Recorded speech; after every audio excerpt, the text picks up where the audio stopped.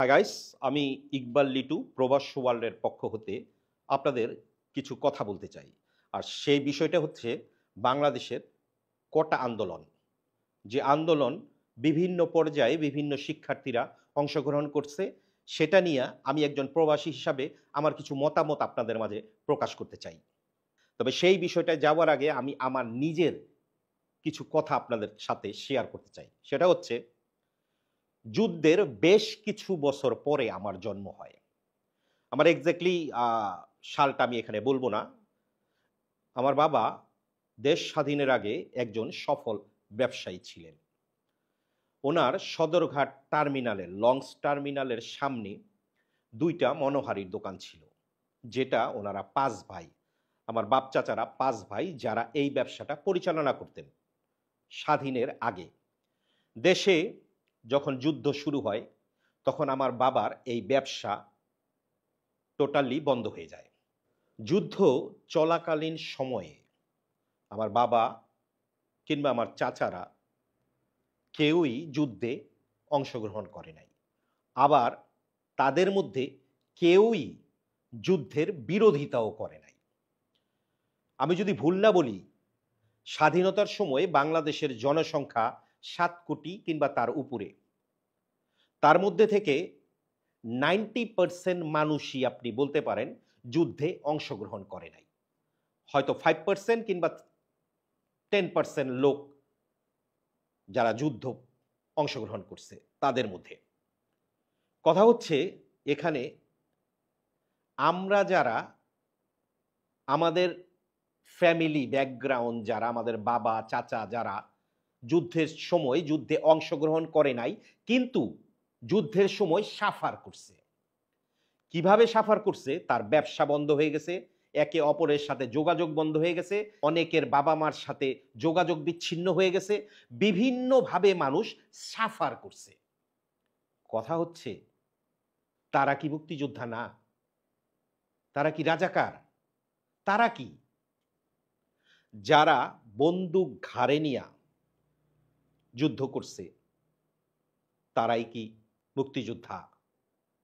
যারা যুদ্ধের সময় যাদের ব্যবসা সমস্ত কিছু নষ্ট হয়ে গেল, যাদের পরিবার বিচ্ছিন্ন হয়ে গেল, বিভিন্ন জায়গায় তাদের সাফার করতে হয়েছে, খাবার ছিল না, পোশাক ছিল না, এক ভাইয়ের সাথে আরেক ভাইয়ের দেখা সাক্ষাৎ ছিল না, বাবা মায়ের সাথে সন্তানের দেখা সাক্ষাৎ ছিল না, তারা কি সাফার করছে না?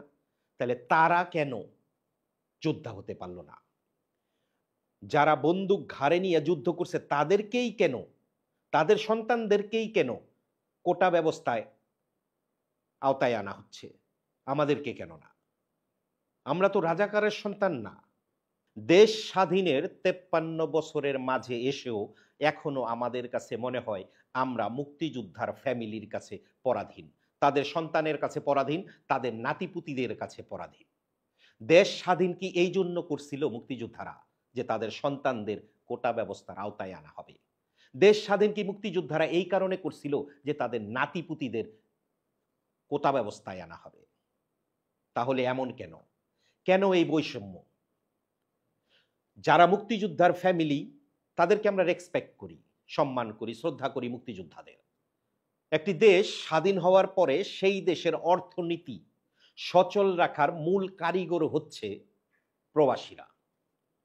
তার মানে যারা দেশ স্বাধীন করছে তারাও যোদ্ধা, আবার যারা দেশের অর্থনীতি সচল রাখছে স্বাধীনতার ৫৩ বছর যাবত তারাও মুক্তিযোদ্ধা। আমি যদি এখানে বাংলাদেশ সরকারকে প্রশ্ন করি, আপনারা কি প্রবাসীদের জন্য কোনো কোটা ব্যবস্থা করছেন? জি না, কোনো কথা নাই।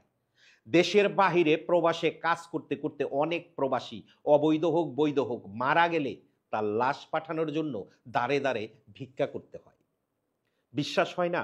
আমি আপনাকে দেখাতে পারি অহরহ প্রমাণ।